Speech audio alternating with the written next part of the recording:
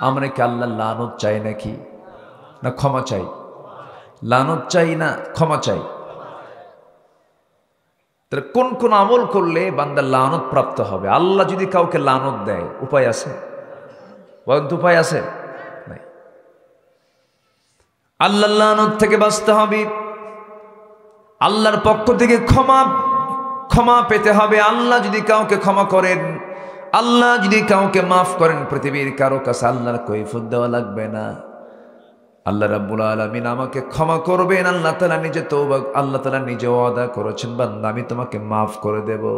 কিছু কাজ তোমাকে করতে হবে, কিন্তু কিছু কিছু এমন এমন বদ আমলগুলো আছে, যে বদ আমলগুলো করলে আমি তোমাকে নিজে লানত দেব। অভিসম্পদ আল্লাহর পক্ষ থেকে নেওয়া যাবে না। কোন আমল করলে পরে আল্লাহর অভিসম্পদ চলে আসবে? আসুন ধীরে ধীরে সে আলোচনার দিকে আস্তে আস্তে চলে যাচ্ছি। আমার বন্ধুগণ, শুরু করেছি, আমরা জিকির করব, ফিকিরও করব। জিকির করব কার? আসতে বলবেন না, কার? ফিকির করব কাকে চেনার জন্য? ফিকির মানে গবেষণা। ফিকির মানে কি? গবেষণা, একটু চিন্তা করা। গুরুর কোনো চিন্তা আছে কোন তো? গুরুর চিন্তা একটাই, খাবো আর ঘুমাবো। গরুর চিন্তা হলো খাওয়ার, পায়খানা করা। এই জন্য গরু দুনিয়া থেকে বিদায় নিয়ে নেবে, তার হিসাব নাই, পরকাল নাই, আখিরাত নাই, বিচার নাই, মিজান নাই, কোনো পাপ পুণ্যের কোনো বিচার হবে না। মরার মধ্য দিয়ে তার শেষ হয়ে যাবে। কিন্তু আদম সন্তান বান্দা যখন দুনিয়া থেকে বিদায় নেবে, তার জীবন শেষ না শুরু? আসতে বলেন, তার জীবন শেষ না শুরু? তার জীবনটা শুরু হয়ে যাবে। এই জীবন ফুরাবে না, দুনিয়ার জীবন ফুরে যাবে। আল্লাহ রাব্বুল আলামিন সেজন্য বলছেন, ওয়ালাল আখিরাতু খায়রুল লাকা মিনাল উলা। ও বান্দা, দুনিয়ার চাইতে আখিরাতটাই তোমার জন্য অবশিষ্ট হয়ে যাবে। ওয়াল আখিরাতু খায়রু ওয়া আবকা। আখিরাতটাই হলো শ্রেষ্ঠ, আখিরাতটাই হলো অবশিষ্ট, এটাই তোমার জন্য থেকে যাবে। বান্দা, দুনিয়াতে একটু কষ্ট করে যাচ্ছ, কষ্ট হয়ে যাক, কিন্তু আখিরাতটাকে তুমি নষ্ট করতে যেও না। আখিরাত যার নষ্ট হয়ে যাবে, তার সব শেষ হয়ে যাবে। এই যে আমরা বসে আছি, যদি সকালটা করতে পারি, ঘুম থেকে যদি জাগতে পারি, হবে সকাল। আর ঘুম থেকে যদি জাগতে না পারি, তখন দেখা যাবে সকাল না পরকাল? বলেন বলেন বলেন বলেন, কি? পরকাল। চোখ বন্ধ করলেই পরকাল, মরে গেলেই পরকাল। সেই পরকালীন জিন্দেগির শুরু আছে কিন্তু শেষ নাই। সেই শেষ পরকালের জিন্দেগির জন্য দুনিয়াতে আমাকে আপনাকে পাথেয় সংগ্রহ করতে হবে। পাথেয় সংগ্রহ করার জন্য যে কিতাবকে জানা দরকার সবার আগে, সেই কিতাবের নামটা কি বলেন? আসতে বলুন, সেই কিতাবের নাম কি বলেন? একটা প্রশ্ন যদি করি, হয়তো রাগও করতে পারেন, কিন্তু রাগ করা যাবে না। এখানে যারা বসে আছেন, অধিকাংশ আমরা অমুসলিম না মুসলিম?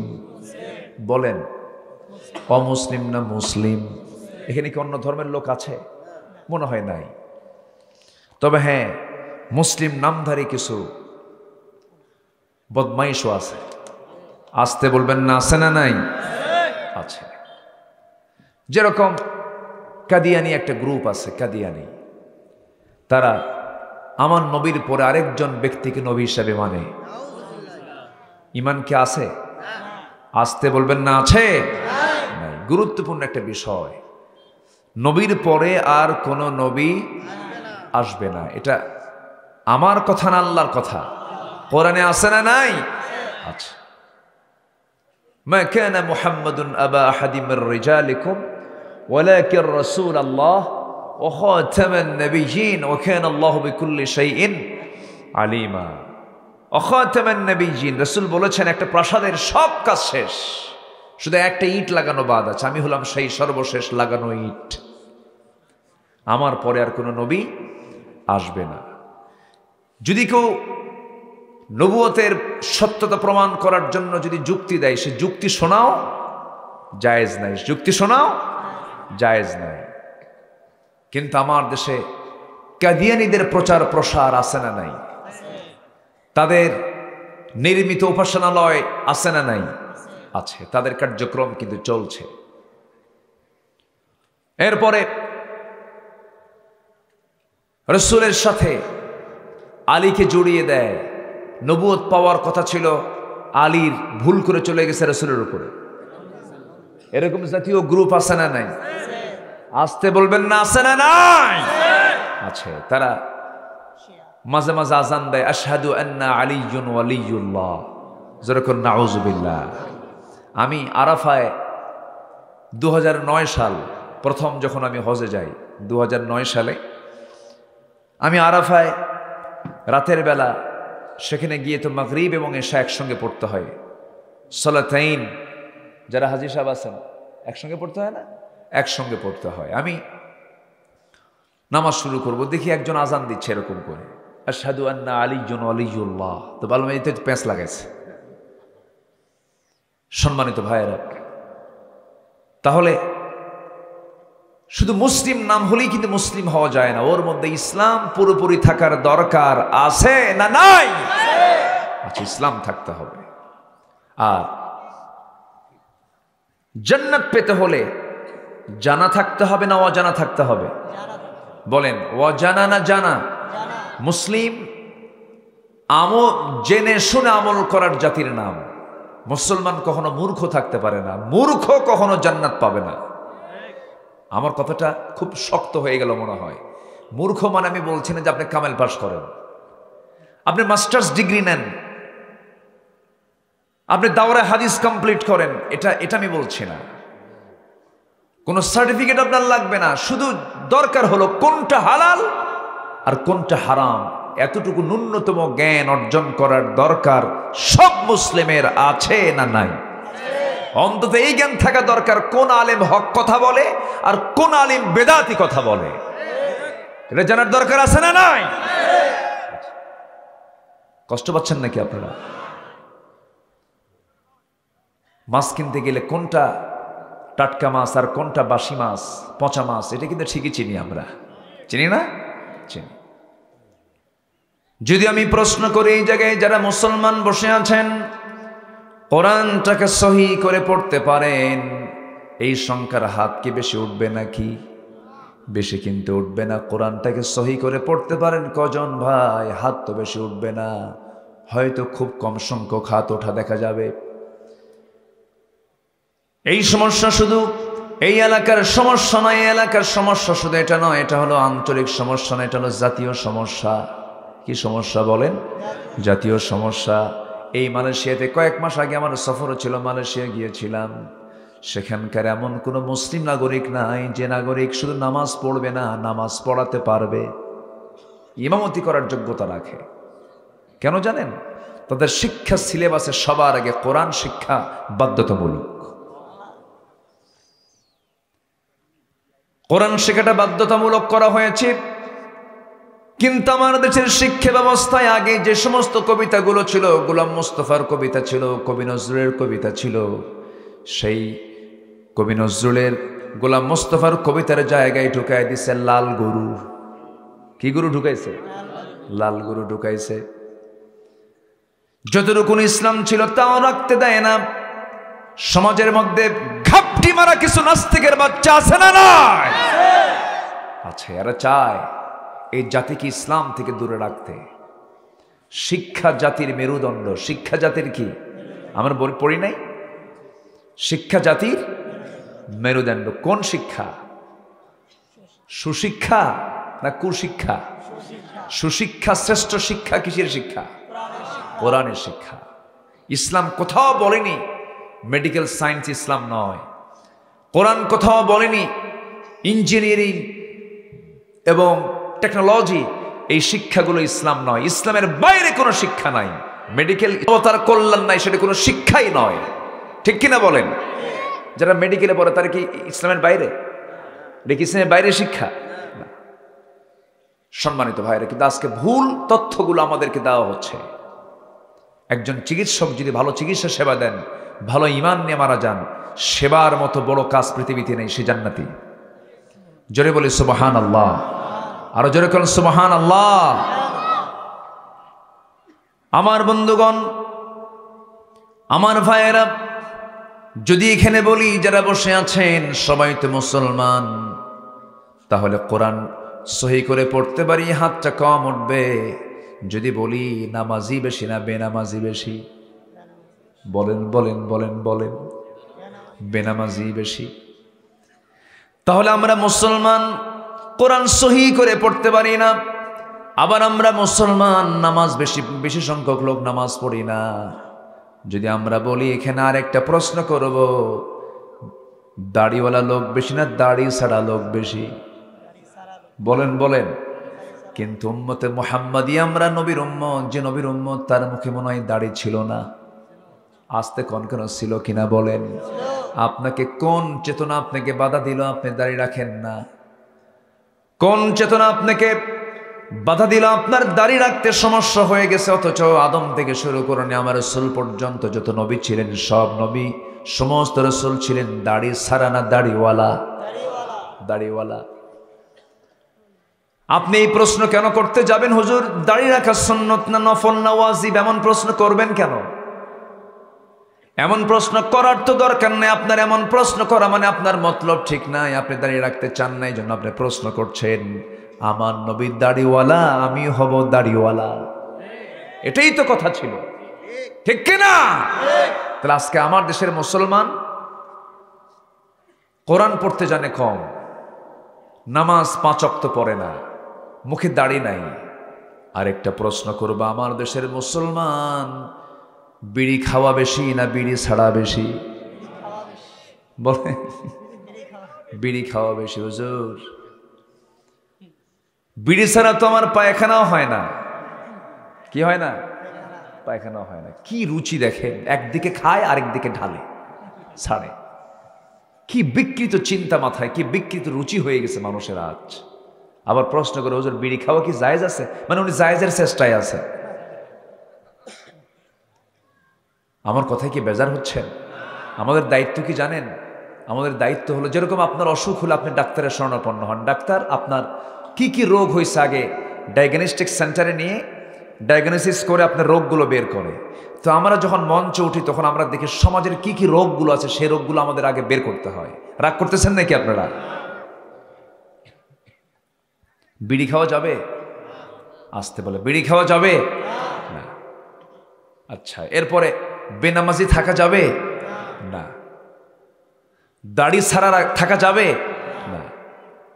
তাহলে এগুলো যে আমাদের নাই, এগুলো কি আমরা আনবো না ইনশাআল্লাহ? আসতে বলে আর একটু জোরে বলেন, আর একটু জোরে বলেন। কষ্ট হচ্ছে না তো আপনাদের? আমার বন্ধুগণ, তাহলে মুসলমানিত্ব টিকে রাখার জন্য খ্রিস্টানের ছেলে খ্রিস্টান হতে পারে, বৌদ্ধের ছেলে বৌদ্ধ হতে পারে, ব্রাহ্মণের ছেলে ব্রাহ্মণ হতে পারে, কিন্তু ইমামের ছেলে ইমাম হতে পারে না যদি তার ইমামতের যোগ্যতা না থাকে। মুসলমানের সন্তান মুসলমান হতে পারে না যদি তার মধ্যে ইসলাম না থাকে। ইসলাম আছে সে মুসলিম, ইসলাম নাই সে মুসলিম হতে পারে না, হতে পারে না।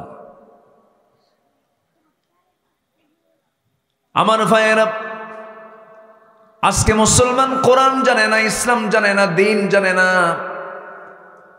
অথচ জান্নাত পাওয়ার জন্য আল্লাহ রাব্বুল আলামিন বলছেন, বান্দা সর্বনিম্ন যে জান্নাত তোকে আমি দেব, একটা দুইটা নয় 10টা পৃথিবীর মতো সমান একটা জান্নাত আমি তোকে দিয়ে দেব।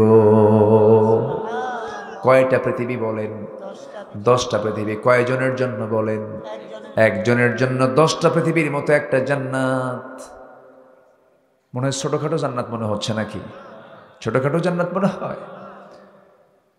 আমেরিকা যেতে পারলে স্বপ্নের দেশ মনে করে, ইউরোপ যেতে পারলে পরে মনে করে বিশাল স্বপ্নের দেশে চলে এসেছি। না না, কিছুই না।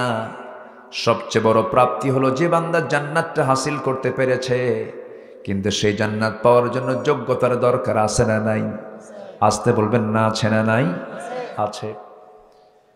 সেই জান্নাত পাওয়ার জন্য লাইনও আছে। অন্য কোনো লাইনে জান্নাত খুঁজে পাওয়া যাবে না। টিকিট কাটতে হবে জান্নাতের। টিকিট যদি আপনি জাহান্নামের কেটে ফেলেন, আপনি তো জান্নাত পাবেন না।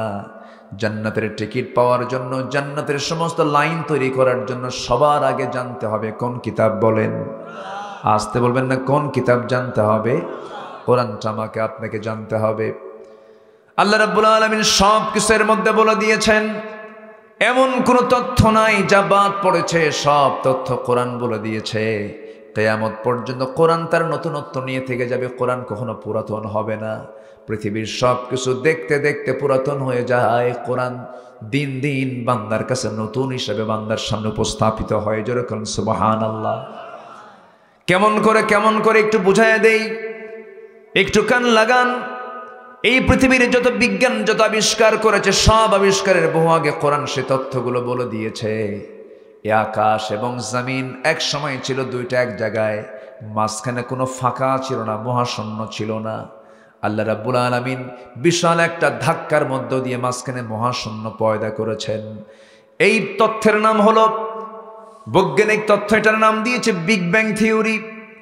এই বিগ ব্যাং থিওরি সম্প্রতি আবিষ্কার করেছে বিজ্ঞানীরা, অথচ আজ থেকে ১৫০০ বছর আগে মহান রাব্বুল আলামিন বলছেন, আওয়ালাম ইয়ারাল্লাযীনা কাফারু আন্নাস সামাওয়াতি ওয়াল আরদা কানাতা রাতকান ফাফাতাকনাহুমা وجعلنا من الماء كل شيء حي أفلا يؤمنون জোরে বলুন আল্লাহু আকবার। কাফেররা কি দেখে না আমি আল্লাহ রাব্বুল আলামিন এই আকাশ এবং জমিনকে এক জায়গায় রেখেছিলাম, প্রচন্ড ধাক্কার মধ্য দিয়া মহাশূন্যতা মাঝখানে তৈরি করে দিয়েছি। জোরে বলি আল্লাহু আকবার, আরো জোরে বলি আল্লাহু আকবার। বিজ্ঞান প্রমাণ করেছে না, বিজ্ঞান কোরআন থেকে ধার নিয়েছে, কোরআন থেকে ধার নিয়েছে। মাঝখানে আমার কাতার সফর ছিল, কাতারে গিয়েছিলাম। কাতার থেকে গত সেপ্টেম্বরের ২০ তারিখ যখন আমি আসতেছিলাম, কাতার দোহা টু ঢাকা যখন আসতেছিলাম, বিমান শূন্যে চড়ছে, হাজার হাজার ফিট উঁচুতে, নিচে বিশাল বড় মেঘমালার স্তর লক্ষ্য করছি। দিনের বেলা, ঠিক দুপুর বেলা, সূর্যের কিরণ, আমি উইন্ডো সাইডে বসা ছিলাম, জানালার পাশে বসা ছিলাম, দেখতেছে বিশাল একটা মেঘমালার স্তর। এই মেঘমালার স্তর দেখে মনে মনে ভাবলাম, আল্লাহ এই মেঘমালাগুলোকে তুমি কেমন করে ঝুলায় রেখেছ, এর কি কোনো ওজন আছে নাকি? চিন্তা করতে করতে ভাবলাম, দেখি বিজ্ঞান কি বলে, সৌরজগতের যারা তথ্যবিদ তারা কি বলে। সৌরবিদরা বলতেছে মুলনাম্বাস নামে কিছু মেঘমালা আছে যার ওজন হলো ২০০ টন, আবার কিছু মেঘমালা আছে যেগুলো মেঘমালার ওজন হলো ১০ লক্ষ টন। ঝুলায় রেখেছেন কে? যদি আল্লাহ ঝুলায় না রেখে যদি একটু ছেড়ে দিতেন, আমার আপনার বাড়ির অবস্থা কি হতো বলেন? সব শেষ হয়ে যেত। আল্লাহ রাব্বুল আলামিন, এবার আমি চিন্তা করলাম, আল্লাহ তোমার কালামে তুমি কোথায় কি বলেছো বলো তো দেখি। সূরা রাদের ১২ নম্বর আয়াতে তখন সঙ্গে সঙ্গে আমি খুঁজে বের করলাম, হুয়াল্লাযী ইউরিকুমুল বারকা খাওফান ওয়া তামআন ওয়া ইউনশিস সাহাবাস সিকাল। জোরে বলুন আল্লাহু আকবার। তিনি সেই মহান রব যিনি এই মহাশূন্যে ভারী ঘন ভারী মেঘমালা তিনি উত্থিত করেন। অর্থাৎ আজকে বিজ্ঞান যে বলছে মেঘমালার ওজন আছে, তারা কি প্রমাণ করেছে না কোরআন থেকে ধার নিয়েছে? কোরআন থেকে ধার নিয়েছে।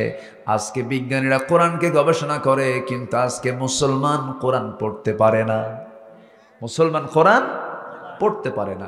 আমার কথায় মনে হয় বিরক্ত হচ্ছেন আপনারা নাকি? আমার কথার ধরনটা একটু ভিন্ন, একটু মনোযোগ দিয়ে শুনতে হবে। আমার বন্ধুগণ, তাহলে আমি আপনি জান্নাত পেতে চাই, জেনে জেনে জান্নাত পেতে চাই না জেনে জান্নাত পেতে চাই? জেনে জান্নাত পেতে চাই, জেনে জান্নাত নিতে হবে, না জেনে জান্নাত পাওয়া যাবে না। যে জানে না সে কখনো জান্নাত পাবে না, জেনে জান্নাত পেতে হবে।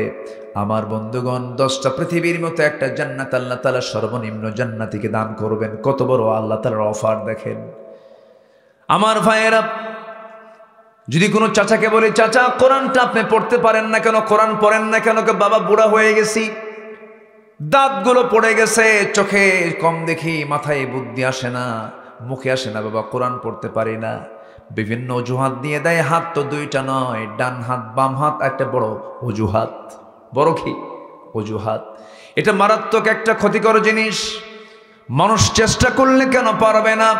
কিন্তু ওই চাচাকে যখন বলি, চাচা আপনি বলেন তো, আপনার যে দাড়িদহ বাজারে, মোকামতলা বাজারে, ময়দান হাটটা ইউনিয়নের মোড়ে, মাটিডালির মোড়ে আপনার যে 10% একটা জায়গা ছিল, সেই 10% জায়গার দাগ নাম্বার কত? ওই চাচা, যে চাচা কোরআন পড়তে পারে না, যখন প্রশ্ন করা হয় তখন উত্তর দেয় 93। দাগ নাম্বার কত? 93 মনে আছে? সিএস মনে আছে, আরএস মনে আছে, মাঠ পর্চা খতিয়ান সব টনটনা মুখস্থ, বলে ওই দাগ এত, ওই দাগ এত, ওই দাগ এত। এই দুনিয়ার 70-80 বছরের জিন্দেগির জন্য যদি সব দাগ নাম্বার আপনার টনটনা মুখস্থ থেকে যায়, আল্লাহ তাআলা আমার আপনার জন্য বিশাল জান্নাত রেখে দিয়েছেন, তার দাগ নাম্বার মনে হয় নাই? আসতে বলবেন না, তার দাগ নাম্বার আছে না নাই? বলেন আছে। সেই দাগ নাম্বারগুলো খুঁজে বের করতে হবে কোন কালাম থেকে। আসতে বলবেন না, কোন কালাম থেকে? বলেন জান্নাত কয়টা? বলেন জান্নাত কয়টা? আসতে বলবেন না, জান্নাত কয়টা? জাহান্নাম কয়টা? জাহান্নামের দরজা আছে না নাই? জান্নাতের দরজাগুলো আছে না নাই? চেনার দরকার আছে না নাই? চিনব কি দিয়া? বলেন। আজকে দুনিয়াতে আপনি চিনলেন না, লাইন গার্ড বুঝলেন না, কিয়ামতের দিন আপনি জান্নাত খুঁজে বের করবেন কেমনে? কেমনে জান্নাত খুঁজে বের করবেন? সাধারণ একটা মোবাইল কিনতে গেলে তার ক্যাটালগ আছে না নাই? এই যে ক্যামেরা কিনছেন, ক্যাটালগ আছে না? নির্দিষ্ট বই দিয়ে দেয়, এইভাবে আপনি অন করবেন, অফ করবেন, সব কিছু দিয়ে দেয়। আল্লাহ বলছেন, বান্দারা আমি জান্নাত থেকে তোকে দুনিয়াতে পাঠায় দিলাম, আমি তোর জন্য একটা গাইডলাইন দিয়ে দিলাম, বান্দা এটাকে ফলো করবি, এটাতে আমি মানচিত্র দিয়েছি, এটার মধ্যে আমি সব কিছু বলে দিয়েছি, এটা এই দিকে যাবি, জান্নাতটা ওই দিক দিয়ে, ওই দিক দিয়ে, ওই দিক দিয়ে, ওই দিক জান্নাত, আবার জাহান্নামটা হলো ওই দিক দিয়ে, ওই দিক দিয়ে, ওই দিক দিয়ে হলো জাহান্নাম, বান্দা তুই দেখে নে।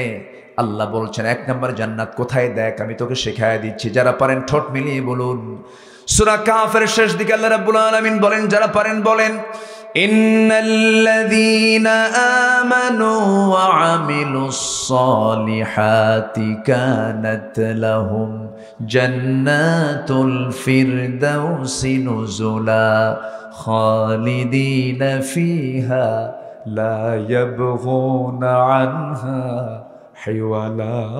জোরে বলি আল্লাহু আকবার। আল্লাহ কি সুন্দর অফার দিচ্ছেন, কিন্তু অফার লোফা নিয়েছেন যারা যুগে যুগে ভালো মানুষ ছিলেন, তাদের কথা কোরআনে আছে না নাই? যেরকম ভালো মানুষদের কাতারে একজন নারীর নাম আল্লাহ রাব্বুল আলামিন তুলে ধরেছেন। সেই বিখ্যাত নারীর নাম হচ্ছেন আসিয়া। কি নাম বলেন? কার বউ? বলেন কার বউ? ফেরাউনের স্ত্রী, ইমরাতে ফিরাউন। আল্লাহ তাআলা তাকে মেমোরাইজ করার জন্য তাকে মডেল করেছেন। তার কিতাব ছিল তাওরাত, তার নবী ছিলেন মূসা, অথচ তার নাম কোরআনে আছে না নাই? কেন তুলে দিয়েছেন? কারণ তিনি হচ্ছেন মডেল। তিনি কি বলেন? মডেল, আমাদের জন্য মডেল। এত সুন্দর করে তিনি আল্লাহকে কাছে টেনে নিয়েছেন, জান্নাতকে কাছে টেনে নিয়েছেন। আসিয়ার মৃত্যু হয়েছে কার হাতে? হ্যাঁ, আসতে কয় কার হাতে? বলেন। ফেরাউন কোন কেন? স্বামীর হাতে। কার হাতে? বলেন। স্বামীর হাতে। মায়েরা কি মাহফিলে আছে? হ্যাঁ, মায়েরা আছে মাহফিলে?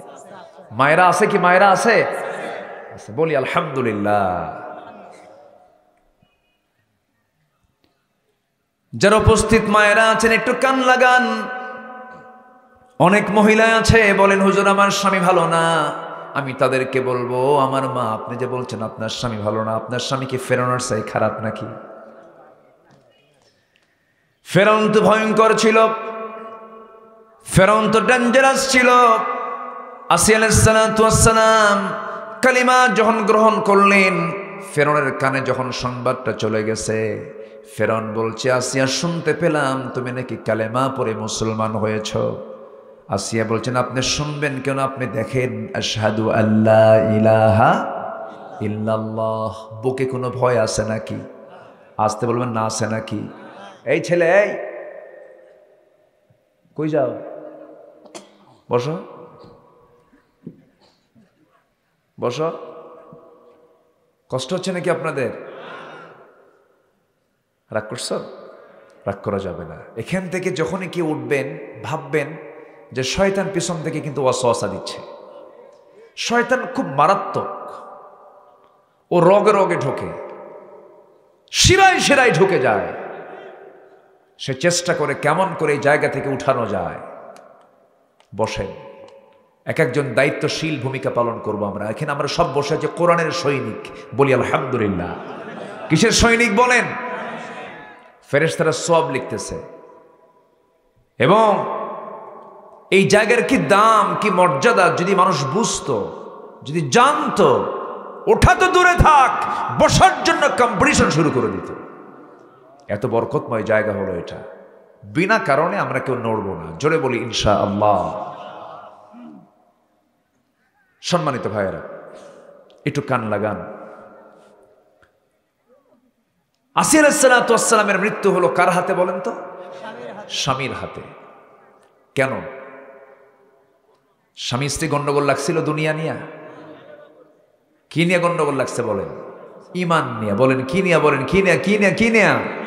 ইমান। আজকের কি স্বামী বউদের মধ্যে কি ইমান নিয়ে গন্ডগোল লাগে? কি নিয়ে গন্ডগোল লাগে? হ্যাঁ, তুমি কি আমার বিয়ের বর্ণনার টাকা দিছো? বিয়ে তো করছো ফাঁকি কইরা, ফাঁকি দিয়ে বিয়ে করছো, মরণের টাকা দিছো না। তুমি জীবনে দিছো কি? তুমি আমারে কও। এ তো এক কচু দিছো তুমি। এই নিয়ে তো গন্ডগোল লাগে। হ্যাঁ, এই দেখেন, শুধু আমি কি ওয়াজ পারি? আমার মতো মেয়ে দেখে তোমার সঙ্গে আমার সংসার হচ্ছে, এরকম খোটা মারা মহিলা তো শিবগঞ্জে কোথাও খুঁজে পাওয়া যাবে না। আছে না নাই? আর যদি স্বামী একটু কালো হয় আর বউটা যদি একটু ধলা হয়, চামড়া একটু সাদা, তাহলে তো কাম সারা। মাঝে মাঝেই বলবে, তুমি কি তোমার চেহারা দেখছো? টাইনার দিকে দেখো তো, তোমার সঙ্গে যে আমার বিয়ে হয়েছে তোমার 14 গোষ্ঠীর কপাল। আছে না নাই? আচ্ছা, এগুলো করা যাবে না মা। আবার পুরুষদেরকে বলবো, যে বউটা একটু কালো হয়েছে, কালো বউ বিয়ে হয়েছে, তকদিরে ছিল, আছে। সাদা করেন কে? কালো করেন কে? লম্বা করেন কে? খাটো করেন কে? চিকন করেন কে? মোটা করেন কে? দোষ কার? আল্লাহ। আল্লাহর দোষ, মানুষেরও না। ফয়সালা কার? আসতে বলবেন না, ফয়সালা কার? আল্লাহ পাকের। এগুলো নিয়ে কথা বলতে নেই। আমরা যে কালামের কথা শুনতে এসেছি, এটি কি বান্দার কথা না আল্লাহর কথা? কালামুন নাস না কালামুল্লাহ? আল্লাহর কথা। কালামুন নাসের ভিতরে, মানুষের কথার ভিতরে জড়তা আছে, অস্পষ্টতা আছে, সংশয় আছে, ভুল আছে, সন্দেহ আছে, ত্রুটি আছে। কিন্তু আমার আল্লাহর কথার মধ্যে ভুল থাকবে না, এটাই হলো স্বাভাবিক। ভুল করবেন না, ভুল থাকবে না যার, তিনি কে? আসতে বলবেন না, তিনি কে? পৃথিবীতে কত ইঞ্জিনিয়ার বাড়ি বানায়, বাড়ি বানানোর পর বলে এটা ভুল হয়েছে, এটা করলে হতো, এটা করলে হতো। হাজারো বাড়ি করার পরেও তার বাড়ি নির্মাণে ভুল হয়ে যায়। কিন্তু যিনি কোনো প্রকার ভুল করেন না, তিনি কে? আসমান বানিয়েছেন কে? ভুল কোথায় কোথায় আসমানের বলেন? আছে কোথাও কোনো ভুল আছে? নিখুঁত সৃষ্টি, নিখুঁত সৃষ্টি যিনি করেছেন তিনি কে? আল্লাহ তাআলা। আল্লাহ রাব্বুল আলামিন এই জন্য উলুল আলবাব কারা তাদেরকে জানিয়ে দিয়ে বলছেন, শোনো বান্দা, কারা উলুল আলবাব।